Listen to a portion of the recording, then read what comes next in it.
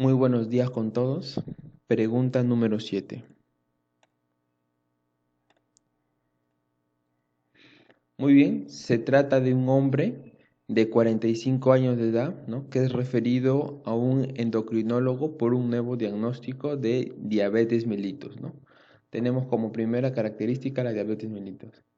Hace una semana, su médico de cuidados primarios ha notado un elevados niveles de glucosa, ¿no? Entonces tenemos como segundo punto los niveles de glucosa elevados, por eso es que se le detectó diabetes mellitus, ¿no? El endocrinólogo discute las diferentes opciones de tratamientos posibles, ¿no? Incluidos medicamentos inyectables orales, ¿no? Él recomienda el tratamiento recomendado con una medicación es para alterar el metabolismo de la glucosa, ¿no? Dentro del hígado, que posteriormente incremente las concentraciones de la fructosa 2,6-fosfato en los hepatocitos. Entonces me dice, ¿cuál de las siguientes conversiones será inhibida al aumentar las concentraciones de este metabolito, ¿no? Entonces, al aumentar la fructosa 2,6-fosfatos, ¿cuál de estos va a disminuir, ¿no? ¿Cuál de estas conversiones va a disminuir? Muy bien. Entonces, como primer punto, hablemos de la diabetes mellitus, ¿no? Así rápido nada más.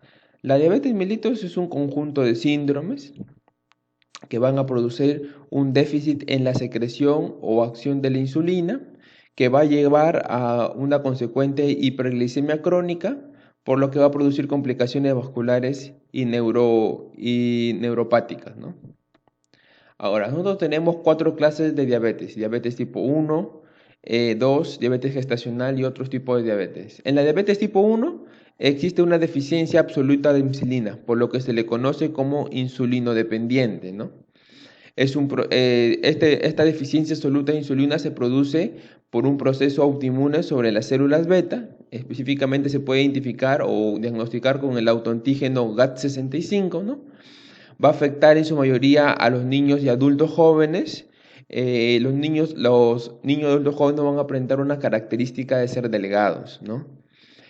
Muchos de los pacientes que presentan diabetes tipo 1 van a presentar un periodo en donde no va a existir unas características de diabetes, se le conoce también como periodo de luna de miel. En la diabetes tipo 2, ¿no? Se producen lo que son las alteraciones de la insulina, por eso es que existe un déficit en la secreción. Se produce también lo que es la resistencia a la insulina, en donde la característica de las personas con resistencia a la insulina va a ser la obesidad abdominal, ¿no? Otros detalles para poder diagnosticar esta diabetes mellitus tipo 2 es la acantosina Y, ¿no? Cuando la piel se vuelve más gruesa y se pone negruzca, ¿no? Negra la piel. Y más gruesa, es una característica de la persona que presenta diabetes mellitus tipo 2. Se dice, ¿no?, que el 80% de las diabetes mellitus son de tipo 2. En algunos casos se mencionan que hasta un 90%. Los pacientes que van a ser competentes son los adultos mayores, aproximadamente mayores de 45 años, en un promedio, ¿no? Porque también se puede haber diabetes mellitus tipo 2 en pediatría, de niños de 9 a 10 años que padecen diabetes mellitus tipo 2, pero en su mayoría, ¿no? En su mayoría, explicarlo en generalmente adultos mayores, ¿no? Aproximadamente mayores de 45 años, y se le conoce como no insulino dependientes. En la diabetes gestacional, ¿cómo se produce? Es cuando aparece la diabetes en el segundo o tercer trimestre de gestación en pacientes que no han sido diagnosticados con diabetes, ¿no? Entonces es la manera de poder diagnosticar diabetes gestacional. Ahora, las pacientes que presentan este tipo de diabetes gestacional, al momento del parto, después del alumbramiento, ¿no? Se retira la diabetes, pero ya se le van las características de diabetes, pero es un factor de riesgo, ¿no?, para en un futuro padecer de diabetes mellitus tipo 2.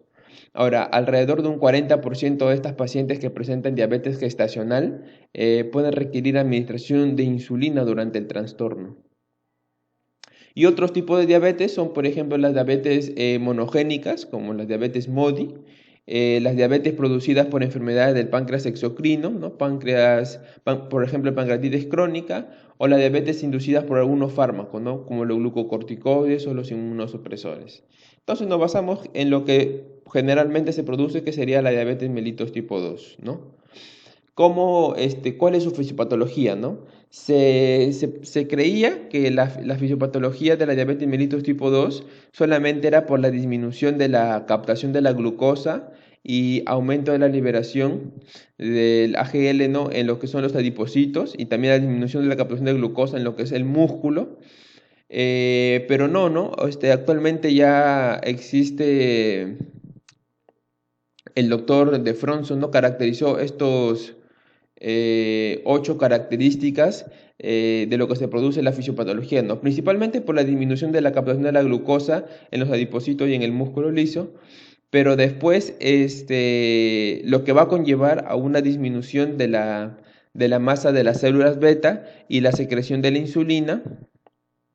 Va a conllevar también aumento de la secreción del glucagón de las células alfa, a una disminución del efecto de las incretinas, ¿no?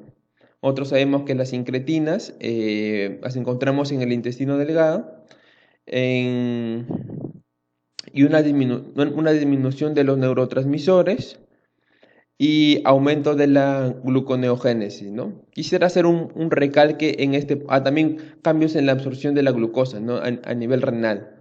Quisiera hacer un punto acá en el aumento de la gluconeogénesis, ¿no? ¿Qué es la gluconeogénesis, no?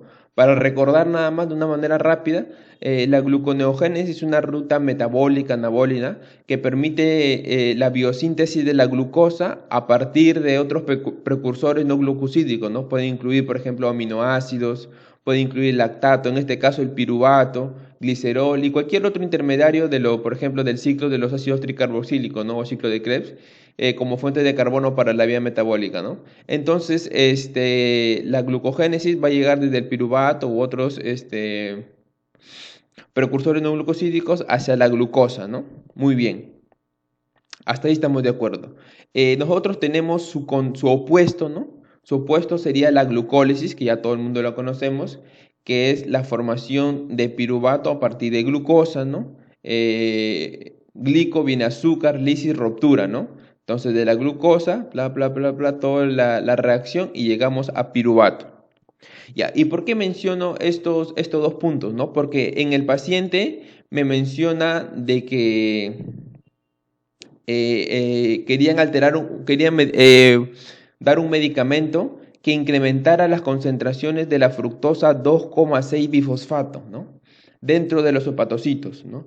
La fructosa 2,6 bifosfato es un monosacárido de 6 átomos de carbono que deriva de la fructosa y es importante en el metabolismo, que modifica alostéricamente la actividad enzimática de la fosfofructoquinasa 1, así como la fructosa 1,6 con el fin de regular el metabolismo de la glucólisis y la gluconeogénesis. ¿Qué quiere decir? Que la fructosa 2,6 bifosfato va a regular fructosa 1,6 bifosfato, esta fosfofructoquinasa, y va a regular también lo que es la fructosa 1,6 bifosfatasa, ¿no?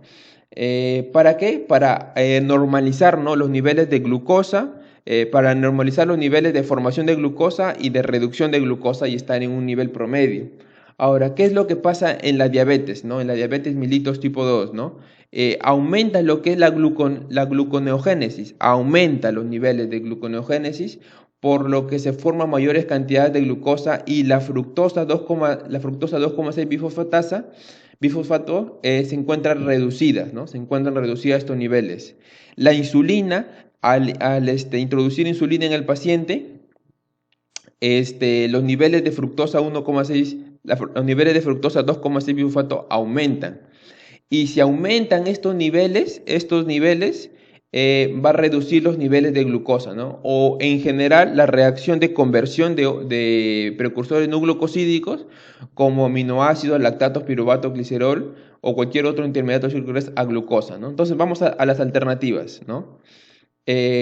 Acá la alternativa sería de alanina glucosa, ¿no? Va a disminuir esta reacción, ¿no? La alanina es un aminoácido que ya no se va a poder convertir a glucosa porque los niveles de fructosa 2,5 fosfato han aumentado, y si han aumentado disminuye la reacción, gluconeogénesis, ¿no? La formación de glucosa va a disminuir, aumenta lo que son la glicólisis. Muy bien, espero se haya entendido este caso, esta pregunta. Esto sería todo, amigos. Nos vemos hasta la próxima pregunta.